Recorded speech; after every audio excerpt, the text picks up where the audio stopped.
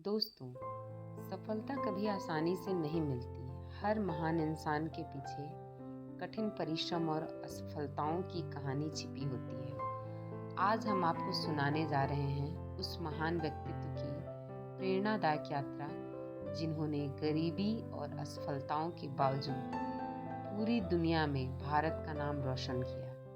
जी हाँ, हम बात कर रहे हैं डॉक्टर APJ अब्दुल कलाम की। इनका जन्म 15 अक्टूबर 1931 को तमिलनाडु के छोटे से गांव रामेश्वरम में हुआ।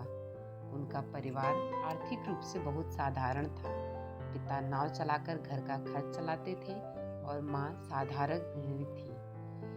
गरीबी इतनी थी कि कलाम जी को अपनी पढ़ाई का खर्च निकालने के लिए बचपन से ही अखबार बांटना पड़ता था।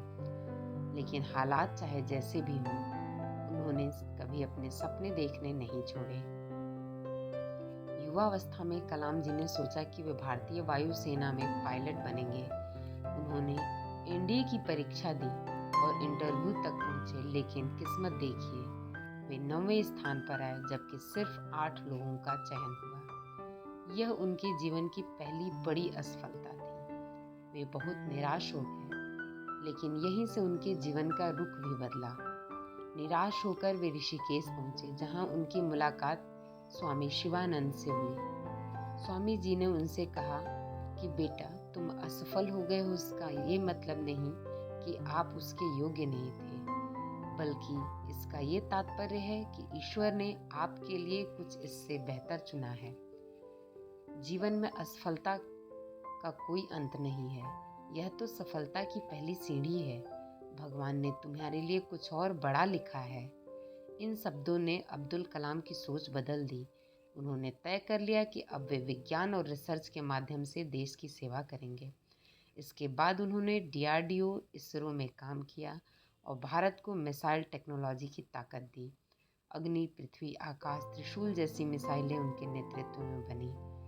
1998 में पोखरण परमाणु परीक्षण में उन्होंने अहम भूमिका निभाई। यही वजह है कि पूरी दुनिया उन्हें मिसाइल मैन ऑफ इंडिया कहती है। 2002 में वे भारत के 11वें राष्ट्रपति बने। वे हर समय युवाओं से जुड़े रहते थे और कहते थे कि सपने वो नहीं होते जो हम नींद में देखते हैं, सपने वो होते हैं जो हमें सोने नहीं देते। 27 जुलाई 2015 को शिलोंग में लेक्चर देते हुए ही उनकी मृत्यु हो गई। वे आखिरी सांस तक युवाओं को प्रेरणा देते रहे।